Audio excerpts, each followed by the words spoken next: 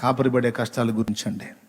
కొంతమంది లైవ్ల్లో చూస్తా తాము వెళ్ళే సహవాసాలను ఎగ్గొట్టిన వాళ్ళు ఉన్నారు. ఎంత తప్పు!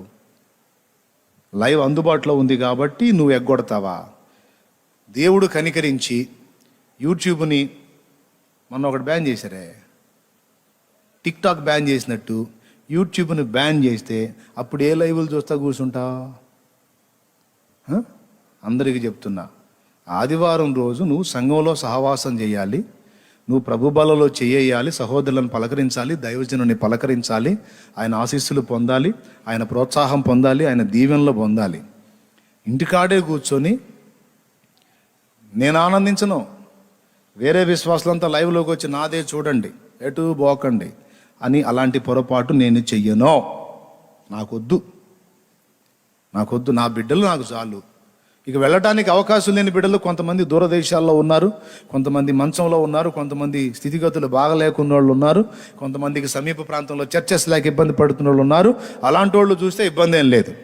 కానీ సంఘాలు ఎగ్గొట్టి కాపర్లను నిర్లక్ష్యం చేసి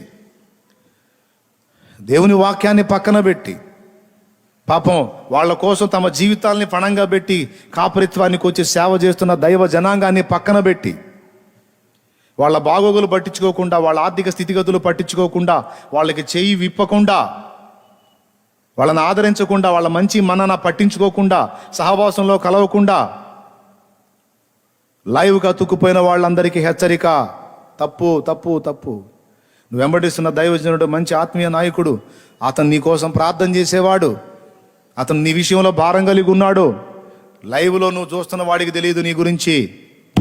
కానీ నువ్వు వెళ్తున్నావు చూడు, సమీపంలో దైవజనుడు, సడన్గా నువ్వు అడ్డం పడితే లైవ్లో ఉన్నోడు రాడు నీ దగ్గరికి, నీ సమీపంలో ఉండి సేవ చేస్తున్న దైవజనుడు వస్తాడు.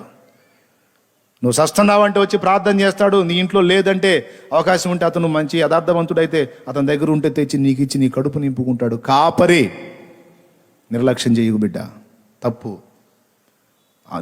నీకు మనసు ఉంటే, అంత వాక్యదాహం ఉంటే అక్కడ దైవజనుడి దగ్గరికి వెళ్ళి అక్కడ వాక్య ఉపదేశం పొంది ఆత్మీయంగా బలం ఉంది, అక్కడ ఆయన జరిగించాల్సిన మర్యాద జరిగించి, అక్కడ నీ బాధ్యత జరిగించి వచ్చి చూడు, లైవ్ పెట్టుకొని చూడు, అప్పుడు నేను ఓటేస్తాను, నీకు మెచ్చుకుంటా. అంతేగాని కాపర్లని సంఘాలని నిర్లక్ష్యం చేసి లైవ్ భక్తికి అలవాటు పడితే సోమరులు జాగ్రత్త. సోమరులు లెక్కలోకి వస్తారు, జాగ్రత్త. లే, మోకాళ్ళ మీదకి రా, నీ తప్పు దిద్దుకో. నీ కాపరి విషయంలో, అతను పడుతున్న కష్టాల విషయంలో భారం కలిగుండు.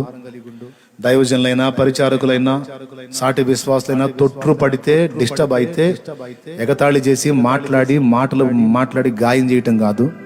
వాళ్ళు ఎందుకు అలాగ బలహీనపడ్డారు అనే విషయాన్ని గుర్తుపట్టి జాగ్రత్త పడు.